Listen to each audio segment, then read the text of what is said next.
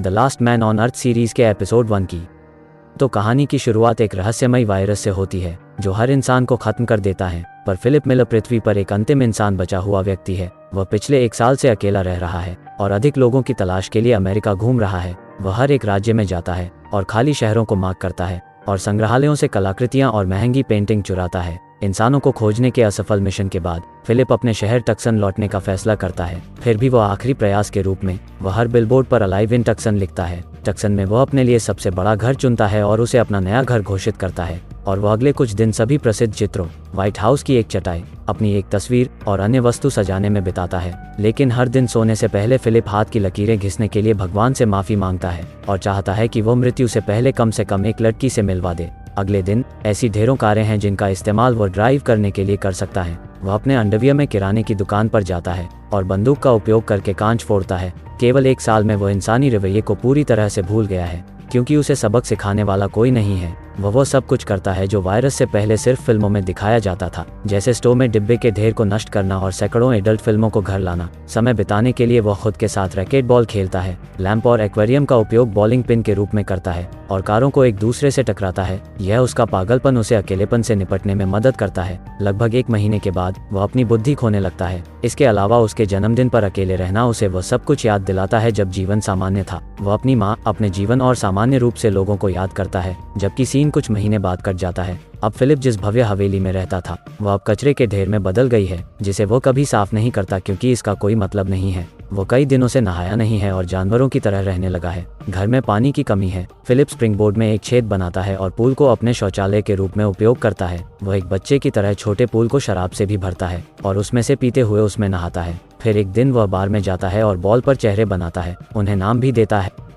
वो उनसे ऐसे बात करता है जैसे वे उसके असली दोस्त हों, बस यह महसूस करने के लिए कि वह अकेला नहीं है। रात में वह एक बॉल को कपड़े की दुकान पर लाता है और एक पुतले से बात करता है जैसे वह उसे पसंद करता है। और जब उसका हाथ टूट जाता है तो फिलिप अपना दिमाग खो देता है। फिर वो फैसला करता है कि वह अब और नहीं जीना चाहता और वह पहाड़ी पर जाता है। वह अपने सभी बॉल फ्रेंड्स को हमेशा के लिए याद रखने का वादा करते हुए उन्हें विदाई देता है। फिर वह अपनी कार को पूरी गति से चट्टान की ओर लाता है, लेकिन अचानक वह दूर से धुआं उठता हुआ देखता है और टकराने से पहले कार को रोक देता है। फिलिप को अपनी आंखों पर विश्वास ही नहीं हो रहा है और वह तुरंत धुएं का पीछा करता है और वह तक पहुंचता है और उसे कुछ ऐसा दिखाई देता है जिसे देखने के लिए वह पिछले 1 साल से भीख मांग रहा था। किसी ने अपनी ब्रा को धूप में सुखाने के लिए छोड़ दिया है। फिलिप उसकी गंध लेता है और वह इतना हैरान हो जाता है कि वह बेहोश हो जाता है। जब वह उठता है तो देखता है कि एक खूबसूरत लड़की उसे गोद में लिए हुए है। वह बहकावे में आकर उसकी इच्छा पूरी करने का वादा करती है और उसे चूम लेती है। फिलिप आनंद ले रहा है, पर वह उठता है और उसे पता चलता है कि वह सपना देख रहा था। उसके सामने वाली लड़की बदसूरत तो नहीं पर उम्र में बड़ी होती है। वह उसे वापस लाने के लिए उसको CPR दे रही थी। हैरानी से वह एक दूसरे से दूर हो जाते हैं, जबकि लड़की का नाम कैरल है। फिलिप उससे पूछता है कि सुंदर लड़कियां कहाँ हैं। तब वह उसे बताती है कि उसे अपने गीले पैंट के बारे में देखना चाहिए। यह पता चलता है कि जब वह बेहोश था तो उसने खुद को तैरते हुए पाया और तब उसने पानी में पेशाब की, पर वह अब आक्रामक रूप से समझाने लगता है कि उसने खुद पेशाब नहीं किया, जिससे लड़की घबरा जाती है और डरकर वह एक बंदूक निकालती है और उसे दूर रहने के लिए कहती है। फिर फिलिप स्वीकार करता है कि उसने वास्तव में पेशाब किया था और वह इससे शर्मिंदा है। दोनों के शांत होने के बाद वह उसे बताती है उसने अलाइव इन टक्सन साइन देखा और यह देखने के लिए यहाँ आई कि क्या वास्तव में कोई जीवित है। हालांकि फिलिप एक महिला से मिलने के लिए मर रहा था, पर वह कैरल को देखने के बाद उत्साहित नहीं है। कुछ देर बात करने के बाद वे गाड़ी से किराने की दुकान पर जाने का फैसला करते हैं। रास्ते में कैरल स्टॉप साइन पार करने की शिकायत करती है, जबकि फिलिप का मानना है अब तो ट्रैफिक नहीं है। वह इस बात पर अड़ी रहती है कि उन्हें नियमों का पालन करना होगा, वरना वे एक जानवर की तरह रहने लगेंगे। उसे बेहतर महसूस कराने के लिए वह रुक जाता है और दोनों तरफ को देखता है।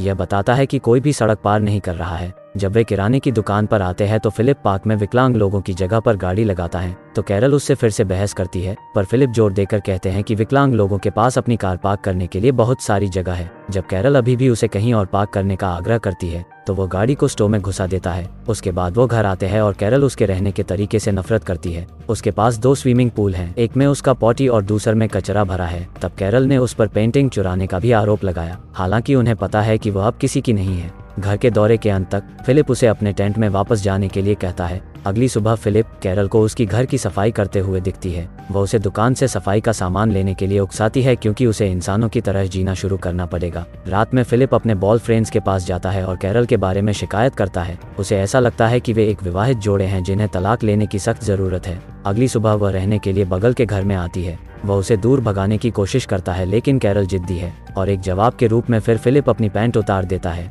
वह सोचती है कि वे चुने हुए लोग हैं जिन्हें पृथ्वी को फिर से आबाद करने का कर्तव्य दिया गया है। फिलिप का कहना है कि वह उसके साथ नहीं सोएगा, भले ही वह पृथ्वी पर आखिरी महिला हो। अगले सीन में जब कैरल उसके पास आती है तो वह अपने शौचालय में होता है। वह चाहती है कि वह उनके घर में पानी लाने का कोई रास्ता खोजे जिससे फिर वे टमाटर और अन्य फल उगा सकते हैं। जब वह मदद करने से इनकार करता है तो वह उसे ताजे टमाटर खाकर उकसाने की कोशिश करती है, लेकिन उसे कोई फर्क नहीं पड़ता। हालांकि जब अंधेरा हो जाता है तो वह उसके बगीचे में घुस जाता है और उसकी सारी सब्जियां खाता है। अगली सुबह कैरल उसके दरवाजे पर दस्तक देती है और उसे टमाटर से भीगा हुआ पाती है, पर फिलिप अब भी दावा करता है कि उसने उन्हें चुराया नहीं है और वह देखता है कि मैनहोल से अपने घर में पानी लाने की कोशिश करते समय कैरल के पैर में चोट लगी है। कुछ दिनों बाद वह एक सभ्य इंसान की तरह जीने की कोशिश करना छोड़ देती है। फिलिप उसे उसके स्विमिंग पूल में शौचालय की नकल करते हुए पाता है। कैरल सोचती है कि उन दोनों का जीवन में कोई उद्देश्य नहीं है, वे किसी भी तरह से एक संपूर्ण मानव निर्माण करने में सक्षम नहीं है, जबकि वे अपनी $1 मिलियन की हवेली में शौचालय की व्यवस्था भी नहीं कर सकते हैं। तब वह फिलिप को बहुत बुरा महसूस कराती है, इसलिए वह शहर की पानी की टंकी के पास जाता है और कैरल के बगीचे में पानी लाने का रास्ता बनाता है। वह अंत में उसे देखकर खुश होती है और उसे रात के खाने पर आमंत्रित करती है।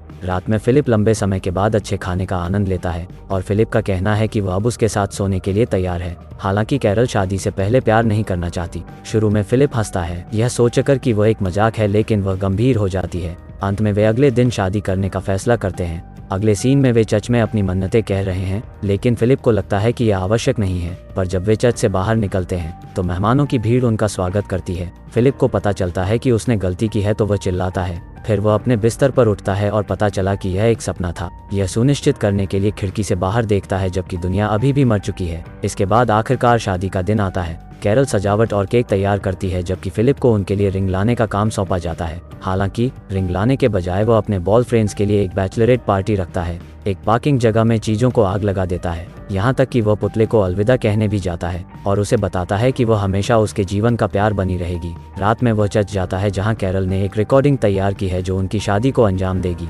अंत में रिंग पहनने का समय आ गया है तो वह रिंग लाया ही नहीं था। तब उसे पता चलता है कि वह अकेली है जो प्रयास कर रही है और वह वहां से चली जाती है। बाद में फिलिप उसके घर आता है, उससे बात करने की कोशिश करता है, लेकिन वह कोई जवाब नहीं देती, इसलिए वह सामने के दरवाजे को हथौड़े से तोड़ता है और घर में आता है। उसे सरप्राइज करने के लिए उसने वास्तव में इसे सजाने का प्रयास किया है। उसने उनके लिए एक केक भी तैयार किया है। उसने जो किया उसके बारे में उसे बहुत बुरा लगता है और वह उससे माफी मांगता है। वह यह भी बताता है कि वह वास्तव में उसके पकाए खाने को पसंद नहीं करता है, लेकिन फिर भी उसे खुशी है कि वह साथ में मौजूद है क्योंकि उसके बिना वह अभी जीवित नहीं होता। इतना कहने के बाद फिलिप उसे बाहर लाता है और वे एक गहने की दुकान पर जाते हैं जहां कैरल को अपनी पसंद की सभी रिंग मिलती हैं। वे अंत में शादी को अंजाम देते हैं। रात में दोनों प्यार करते हैं, लेकिन कैरल रात भर बात करना बंद नहीं करती। अगली सुबह वह उसे अपने घर में रैकेट बॉल खेलते हुए पाती है। फिलिप को लगता है कि वह उसे फिर से सताने जा रही है, लेकिन वह उस खेल में शामिल होती है, जिसके बाद वे दिन का आनंद अग्निरोधक सूट बनाते हैं और एक दूसरे को आग लगाते हैं। बियर के डिब्बे पर बुलडोजर चलाते हैं